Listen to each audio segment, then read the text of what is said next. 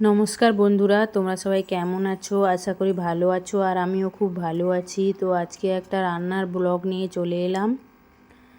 তো দেখো, এইখানে আমি কড়াইটা গরম হয়ে গেছে, তারপর মাছগুলো ভেজে নিচ্ছি। এখানে পুঁই ডাঁটা, আলু, বেগুন, পুঁই শাকগুলো কেটে নিয়েছি কিছুটা।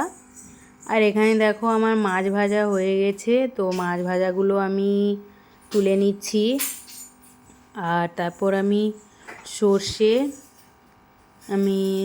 সাদা কালো দুটো সর্ষে মিশিয়ে নিয়েছি, আর শুকনো লঙ্কা নিয়েছি, বেটে নিব। আর এখানে দেখো আমি চিংড়ি মাছ ভেজে নিচ্ছি। তো এখানে 5 ফোড়ন আর ওই চিংড়ি ভাজা তেলের মধ্যে আমি রান্নাটা করে নিচ্ছি। আর পেঁয়াজ আর লঙ্কা দিয়ে দিলাম, তারপর একটু লবণ দিয়ে দিচ্ছি। তো লবণটা দিয়ে আমি ভালো করে ভেজে নিচ্ছি।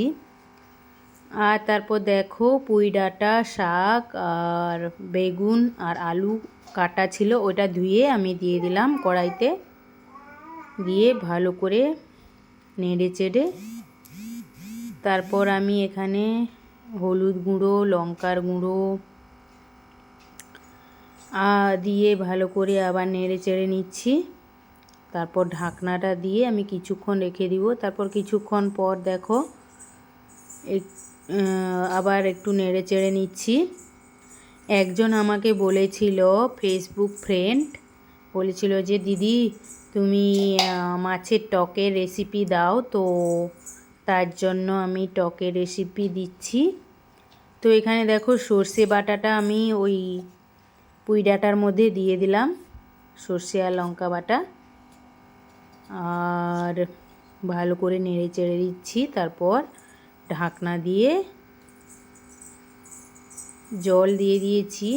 তারপর দেখো এখানে ফুটে গেছে, আমি চিংড়ি মাছগুলো দিয়ে দিলাম। তারপর কড়াইতে আবার তেল গরম করে নিয়েছি, 5 ফোড়ন আর শুকনো লঙ্কা দিয়ে দিয়েছি।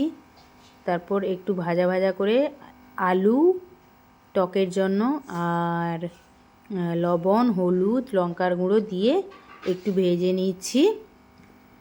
তারপর এখানে দেখো আমি সর্ষে বাটা রেডি করছি। সর্ষে বাটাটা জলের সঙ্গে মিক্স করে, আর এটা কি বলো তো, এটা আমকে আমরা শুকিয়ে রাখি লবণ দিয়ে, আমসি বলে যেটাকে।